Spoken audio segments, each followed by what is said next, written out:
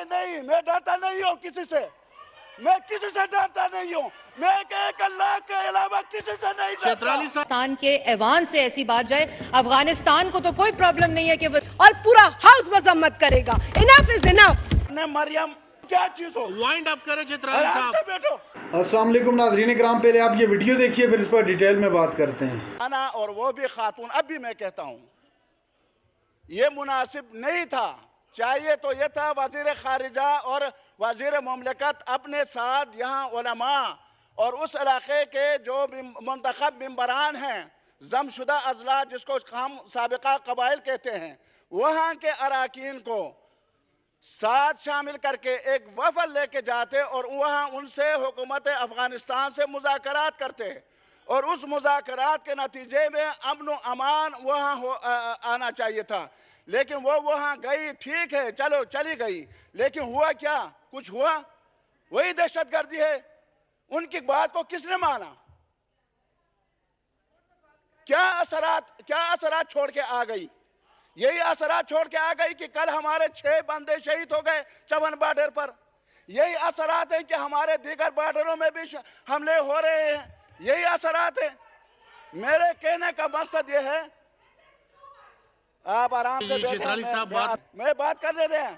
मुझे डराए नहीं, मैं डरता नहीं हूँ किसी से, मैं किसी से डरता नहीं हूँ, मैं एक अल्लाह के अलावा किसी से नहीं डरता। चित्राली साहब, पूरी दुनिया मेरे खिलाफ हो जाए, मैं डरता नहीं हूँ।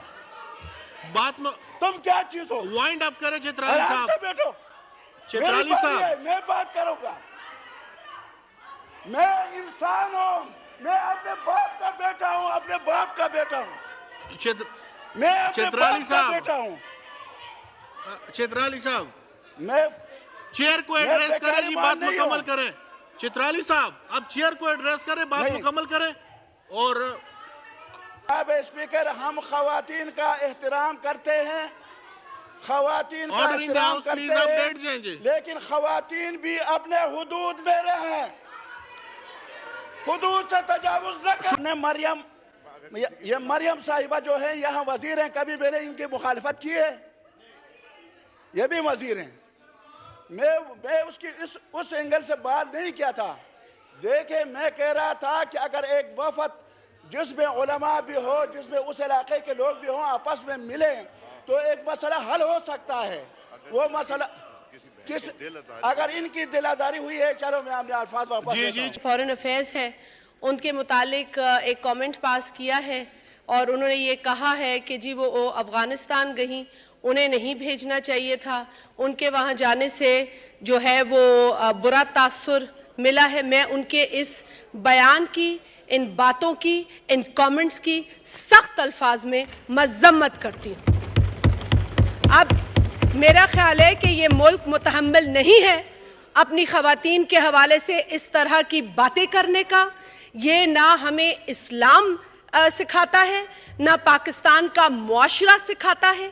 ये कुछ ऐसे तंग नज़र लोग हैं जो चाहते हैं कि औरत को घर में, कमरे में बंद कर दिया जाए जहां उसकी चीख तक सुनाई ना दे। मैं डिप्टी स्पीकर साहब ना सिर्फ इस बयान की मगर ऐसी तंग नजरी की भी सख्त अल्फाज में मजम्मत करती हूँ। डिप्टी स्पीकर साहब, हमें फ़ख्र है अपनी वज़ीर ख़ारजा जो वज़ीर मुमलिकत हैं, हमें उनके तमाम एफ़र्ट्स पर फ़ख्र है। और जब वो अफ़गानिस्तान गई तो शायद हमारे ये ऑनरेबल मेंबर मीडिया पर उन खबरों को देख नहीं सके। पाकिस्तान के अंदर नहीं, दुनिया में इस बात को सराहा गया कि पाकिस्तान ने अपनी खातून वज़ीर ख़ारजा को अफ़गानिस्तान भेजा है जहां तालिबान है, जहां औरतों को हुकूक नहीं मिलते। वहां पाकिस्तान बताता है कि औरतों के क्या हुकूक होने चाहिए। तो मैं समझती हूं कि इस तरह के बयान अगर आइंदा भी इस फ्लोर पर आए तो जिस तरह मैंने आज मजम्मत की है, मैं दोबारा मजम्मत करूंगी और पूरा हाउस मजम्मत करेगा। Enough is enough. और जो इनका मौक़िफ़ है वो मौक़िफ़ भी हो सकता है, इनको भी इजहार राय की आज़ादी है, लेकिन उस इजहार राय पे के ये तवस्सुत से किसी के ऊपर हमला आवर नहीं होना चाहिए। اور میں ہنا ربانی کھر صاحبہ کی کولیگ بھی ہوں اور میں نے ان کو کام کرتے بھی دیکھا ہے اور آج وہ اس منصب پہ اللہ تعالیٰ کی دی بھی ان کو عزت ہے، لیکن وہ صرف خاتون ہونے کے ناطے اس منصب پہ نہیں ہے بلکہ اپنی ایکسپرٹیز، اپنی کمٹمنٹ اور دن رات اس خاتون کو میں نے کام کرتے دیکھا ہے۔ اور ملک کی تاریخ بھری پڑی ہے کہ کس طرح خواتین نے اس ملک کی ترقی کے لیے، اس ملک کی آزادی کے لیے اپنا کردار ادا کیا ہے۔ فاطمہ جناح صاحبہ سے لے کر اس کے بعد کلثوم نواز شریف صاحبہ بھی ابھی ریسنٹ جو سیاسی تاریخ ہے اس کا حصہ ہیں کہ کس طرح انہوں نے آنکھوں میں آنکھیں ڈال کے ایک عامر کا مقابلہ کیا۔ میری خود خالہ جو اب اس دنیا میں نہیں رہی، بیگم نجمہ حمید صاحبہ، انہوں نے ملک کی ترقی، ملک کی سیاسی جدوجہد اور ملک کی جمہوریت کے لیے جو قربانی دی ہے وہ بھی ایک خاتون ہے۔ اور مجھے فخر ہے کہ یہ جو ایوان ہے اس کو بھی ایک خاتون نے اسی چیئر پہ بیٹھ کر چلایا ہے، اور یہ پاکستان کے لیے بھی فخر ہے اور پاکستان کی خواتین کے لیے بھی باعث فخر بات ہے۔ اور دوسری بات یہ کہ میں یہ ضرور کہوں گی کہ